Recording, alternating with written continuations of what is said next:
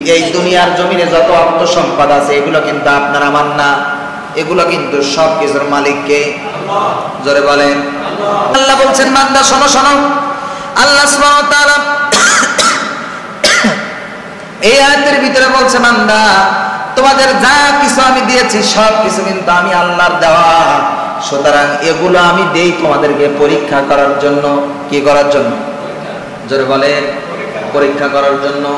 আল্লাহ বলছেন কাউকে সন্তান দিয়ে পরীক্ষা করি, কাউকে ক্ষমতা দিয়ে পরীক্ষা করি, কাউকে ধন সম্পদ দিয়ে পরীক্ষা করি, কাউকে আবার সন্তান না দিয়ে পরীক্ষা করি।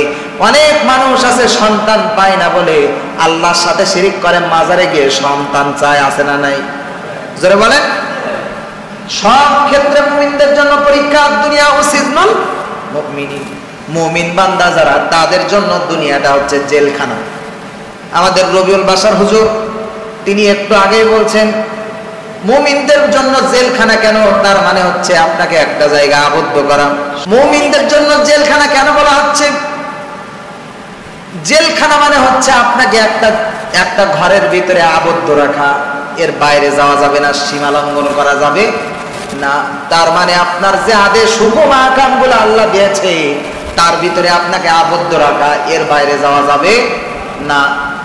সম্মানিত ভাইরা আমার, আল্লাহ বলছেন বান্দা যাদেরকে আমি এই ধন সম্পদ দিয়েছি শোনো, তোমরা যারা দুনিয়ায় আমি আল্লাহর পথে ব্যয় করতে চাও না, আমি আল্লাহর রাস্তায় ব্যয় করতে চাও না, আমি আল্লাহর পথে ব্যয় করার ক্ষেত্রে তোমরা কৃপণতা করো, কিপটামি করো, কঞ্জুসি করো।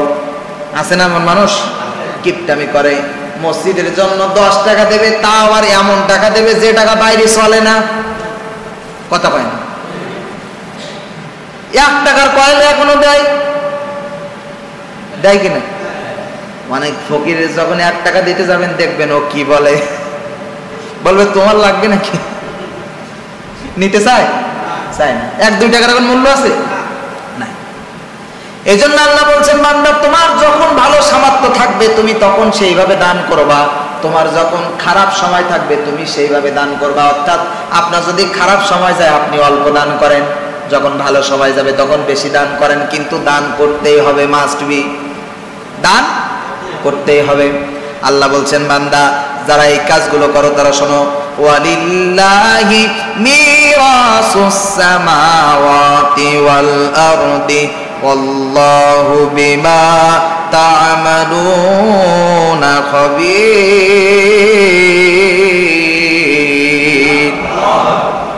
আল্লাহ বলছে বান্দা তোমরা যারা এই কাজ করো এটা তোমাদের জন্য খুবই বিপজ্জনক। তুমি যখন মারা যাবা তোমার ওই ধন সম্পদ ওইগুলা দিয়ে তোমার হাতের বেড়ি বানানো হবে, তোমার গলার বেড়ি বানানো হবে।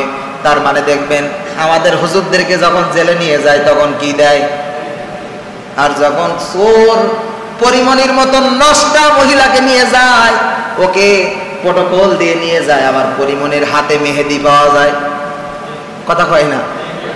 আছে না নাই? কিন্তু আল্লাহর রায়, আল্লাহর হাসরের ময়দানে এইরকম তো লুকোচুরি কোনো রায় হবে না, ওইখানে রায় হবে যে যত অন্যায় করবে তার ঠিক ততটুকু রায় হবে। সুতরাং যারা দুনিয়ায় ধন সম্পদ থাকা সত্ত্বেও আল্লাহর রাস্তায় ব্যয় করেন না, মানুষের সাহায্য করেন না, মানুষের উপকার করেন না, তাদের জন্য ভয়ানক অবস্থা, কঠিন কিয়ামতের দিনে আপনার গলায় ওই সম্পদ দ্বারা বেড়ি বানানো হবে। কি বানানো হবে? হাত পায়ে বেড়ি বানানো হবে। ওই বেড়ি বানানো অবস্থায় আপনাকে ওইভাবে হাসরের ময়দানে ওঠানো হবে। এখন আপনি ডিসিশন নেন, আপনি সিদ্ধান্ত নেন যে আপনার ধন সম্পদ আপনি রেখে যাবেন নাকি আল্লাহর পথে ব্যয় করবেন। কোথায় ব্যয় করতে হবে? আল্লাহর পথ বলতে কি শুধু মসজিদ, শুধু মাদ্রাসা? হ্যাঁ না। এখন মনে করেন সমাজের ভিতরে বড় একটা দুর্ভোগ চলে আসলো, দুর্যোগ চলে আসলো, আপনি সেখানে সহযোগিতা করতে পারেন। আমরা দেখেছি আস-সুন্নাহ ফাউন্ডেশন, বাংলাদেশ জামাত ইসলামী, যে সকল অন্যান্য দল আছে সেগুলা কিন্তু এখন ফেনীর উদ্দেশ্যে, নোয়াখালীর উদ্দেশ্যে চলে গিয়েছে তাদেরকে সহযোগিতা করার জন্য।